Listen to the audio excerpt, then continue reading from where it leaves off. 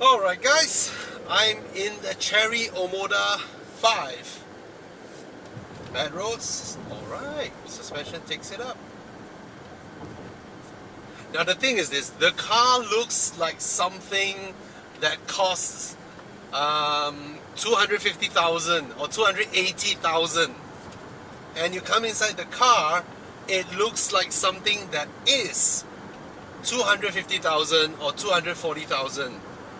But the fundamentals are still there. The car still rides like a... Wait, there are 200 over 1,000 cars that are harsh also. I'm not saying that this car is bad or harsh, but you can feel from the suspension, it isn't some super highly sophisticated suspension, okay? It rides like most 120, 130,000 kind of car when it comes to the suspension. Alright, now let's give it a little bit of a push. The engine is powerful despite the initial build-up of boost. It is powerful.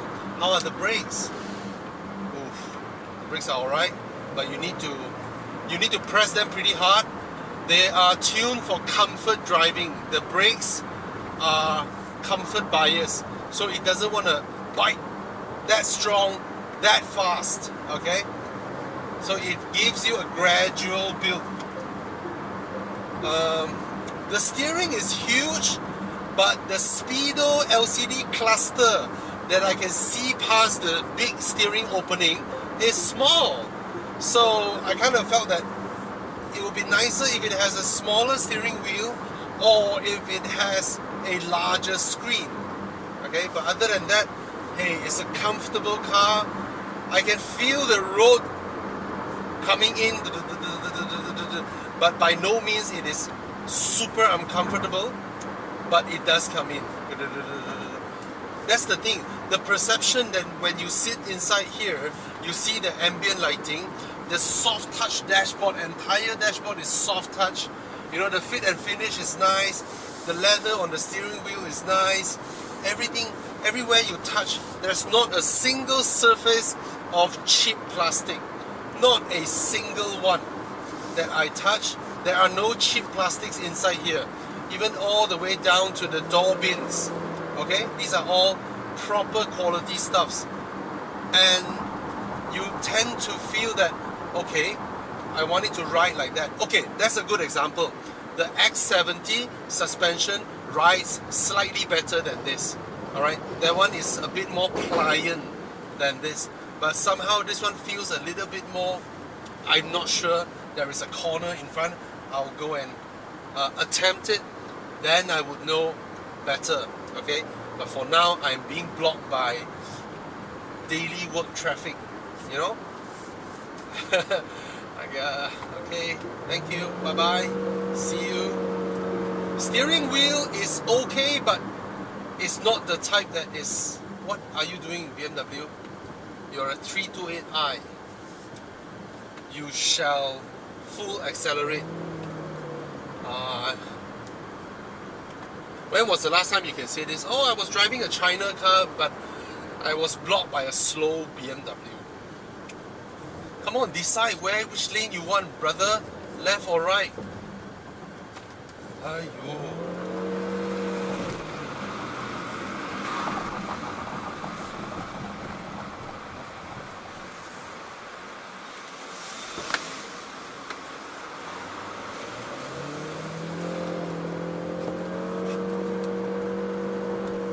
Okay, I'm overtaking you. Screw you, BMW.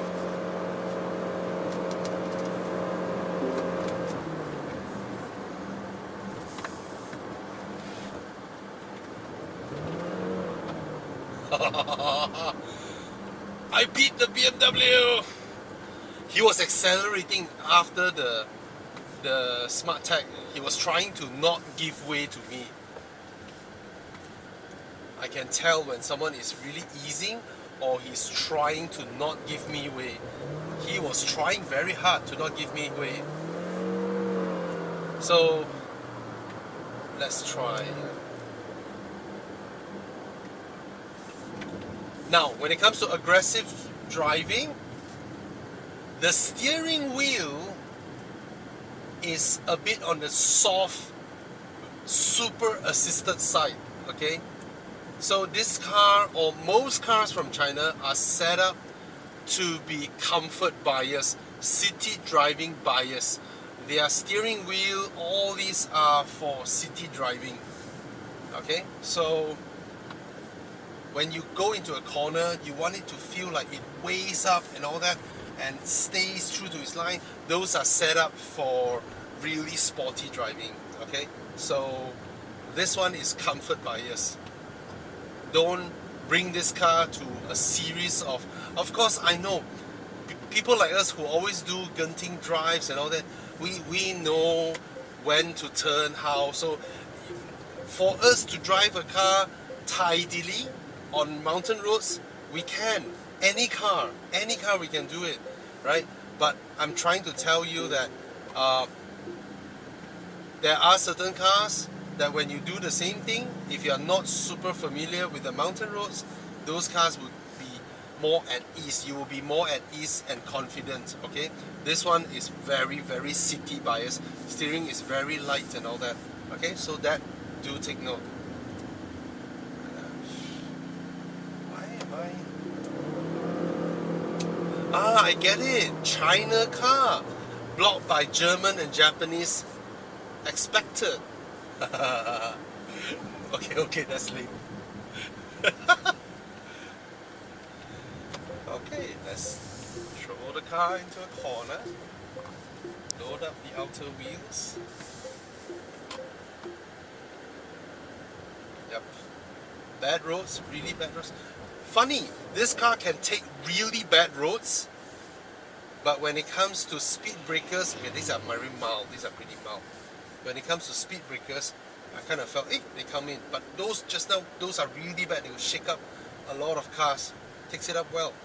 Granted, it's still a new car. Okay. Do you think I can overtake the Velfire or Elfart? I'm not sure. I need power, so I lift my rear wheels up so that there's more grip on my front wheels. Oh, green. Accelerate. Okay. Take some time to build up boost, and then it keeps on going, keeps on accelerating. See, modern cars, they can.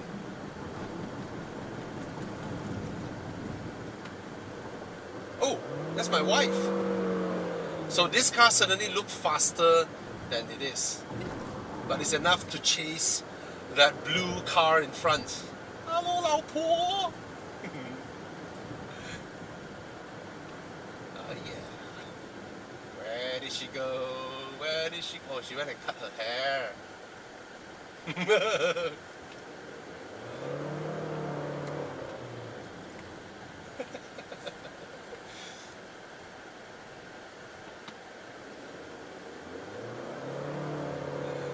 Sorry for that.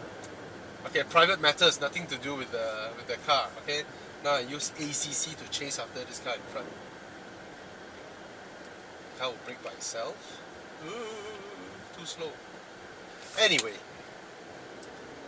the drive is very decent. No faults there. No surprises. Surprise as in, is there surprises whereby it's really bad or really good? No. The car is tidy, just enough. I wouldn't call it sporty. I wouldn't call it ultra comfortable either. But for the price that you are paying, for what you get in terms of the presentation of the product, the design, outside, inside, materials, and decent power levels, decent comfort. The comfort is pretty good. The seats and all are pretty good. And I get a sunroof. I think this is a bargain. Okay, this is a bargain. Nice. How they do this? How is it that the China brands can build something like that at this price point? At this sort of price point? I don't see it any way smaller than the X70 though. Okay, it is slightly smaller, I think. But from every measure, this is wow, nice. Alright, I'll do the walk around. Cheers. Alright guys, this is the interior of the Chery Omoda. I'm sure you guys have seen it during the launch. Alright, many people was there, my staffs were there, but I wasn't there because I was caught up. Nevertheless, it's never too late. Now, let's go through the materials. First of all, the A-pillar plastics are very nice to the touch. It's a type of plastic molding that has the patterns there, and it tricks your hand into feeling that you thought you're touching fabric, right? It feels almost the same, but it's a type of plastic that's very nice. There are Sony speakers in this car. The doors, so this piece of plastic goes all the way here, and this is a very nice to touch hard plastic, right? Hard plastic, but it's the type where you don't hurt your knuckle. Down here you have a nice inlay, sort of, you know, garnishing material, coated plastic, nice, a bit of a rose gold color, very daring. And then here, another type of those new materials. It feels like what? It feels like 3D printed plastic. The lines over here, it feels like this is a 3D printed plastic, but of course it's not. There's no need to. Alright, and here, what looks like hard plastic, if you look at this, right, you look at the pattern, you would have thought it is one piece hard plastic, right? Until you press it. It is soft, squidgy, injection mold polyurethane, not the cheap type where a lot of German car makers now, they will put a thin layer of this is what Mercedes does. Alright, a thin layer of soft touch leather or fake leather lookalike material on top of plastic, hard plastic inside. So you can feel there's hard plastic inside, but just the surface is soft. A lot of people is using this method to construct dashboards, but this one is proper, the Audi type, the whole piece soft touch. Okay, now the screen, let's talk about the screen. It's actually two screens, two screens housed inside this enclosure. Everybody has to thank Mercedes-Benz for that, because Mercedes-Benz, they are the first ones who came up with this. Okay, so why is there an outer space thing? Why? Let me try and press this. Oh, this one goes here, and then is there a way to show home or something? Oh, it was off just now, so it was so that it's only showing the aircon controls. No wonder, I was only looking at that. Oh, there's a little part when you play music. So cute. There isn't any media connected yet. Oh wow. Alright, never mind. Let's look at, oh, the screen is very responsive. Tell you all these new products, Android Auto, Apple CarPlay, you know, your pictures, your video system update, your settings, whatnot, Bluetooth, Wi-Fi. See, these things are, they're getting so good at it, right? 360 camera, yeah, the camera. You don't need to use that, you can actually activate it here. Alright, I go back to home, right, and then I press this, and then it activates the screen, the 360 screen. Very nice quality, very high resolution. Alright, now the aircon controls, you can touchscreen, or you have, I don't know, you can touchscreen or you can touch something else, but both would be touch sensitive. So most people, they will put these as a shortcut key and then physical buttons providing you feedback and all that, right? But this one feels exactly the same as touching this one, you know, just 3 inches away. Anyway, it's a design thing, right? They have this space, turn it into a touch set. I mean, of course, if it vibrates, that will add a lot to its sophistication. Okay, now up here is all the sensory stuff, USB port, I'm sure there's a dash cam, all those are in there. All right, here from pictures I thought it's 2 wireless chargers, but it's actually one covered in what feels like Alcantara. This is for your key sensor. Okay, so yeah, your wireless charger over here, and then down here you have a huge compartment, absolutely massive. massive compartment here for your handbags, your wallets, your other stuffs. Alright, and then here, this material is also pretty unique. Plastic nevertheless, but I like the textured surface, and it sort of gels in nicely with the rose gold garnish or chrome bits, you know. And then here is standard, and then the gear lever, nice, comfortable leather over here. Okay, cup holders, nothing special. And then inside here you get a huge glove box as well. Alright, not bad, solid. The hinges are solid, very nice. Now the seats, I really want everybody to look at the seats. Alright, these are some of the best looking seats for what constitutes a 100,000 ringgit car. Right, I have a Honda HR-V next to me. Right, you can go and check out the build of these Chinese cars, and then you go and look at the Japanese cars. Right, the Chinese boys are one level up, they are ahead. Okay, the visors, very nice, very nice. Gone are the days where we felt, oh, I only have 100,000, I'm only worthy of that. Okay, even all these are adjustable, very nice. And then I get a sunroof. Okay, let's go to the rear seats. As for the footrest area, okay, I got a proper left footrest. I got an organ type accelerator. How many cars at this price point has this? Right. And then here is to open the boot. And the door bins are full length, huge, no sharp points. You can put big bottles over here.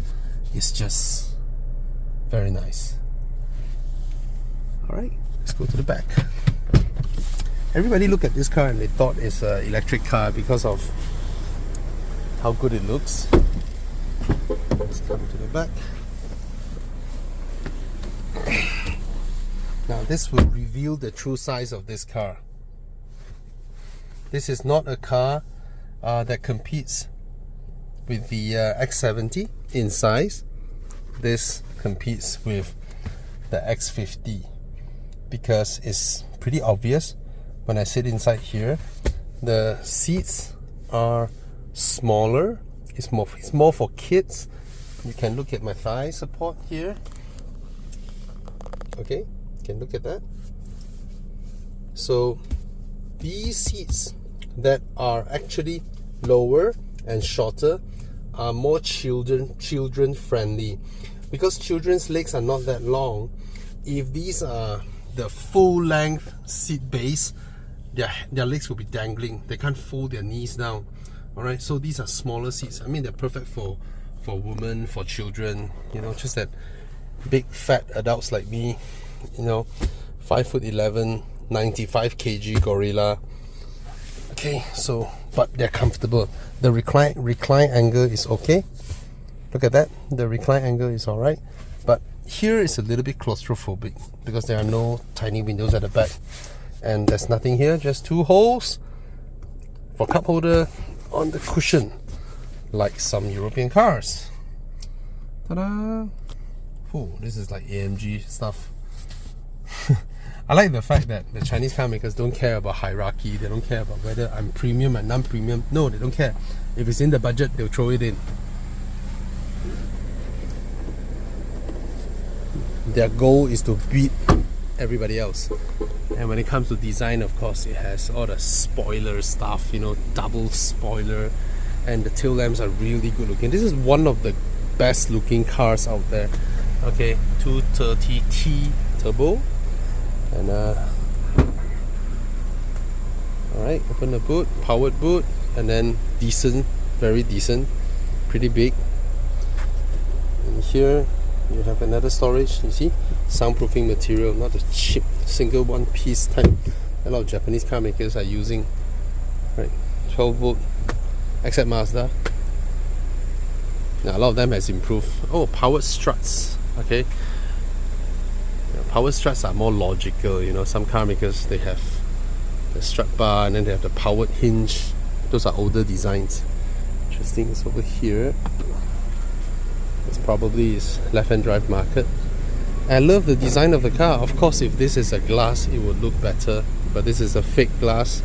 Okay, but the lines of the car, oh, they look very daring. Look at that, the inside red color, and then you look at the front of the car, very, very aggressive looking.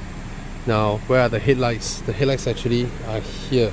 See that? Down here. Those are the headlights. These are the headlights. These are the daytime running lights. I love this design. This is the way they design it. Daytime running lights here to give a very sharp front, and then this one is other projector headlights. The grille. Okay, that's a very, very good looking car. Very daring design. Now you can see the size is similar to the HRV. Okay, a little bit wider than the HRV, but overall dimensions similar. Alright, the Chery Omoda. If you're thinking of buying this, buy. Just buy. Just buy. For the price, can't fault it. Alright, cheers.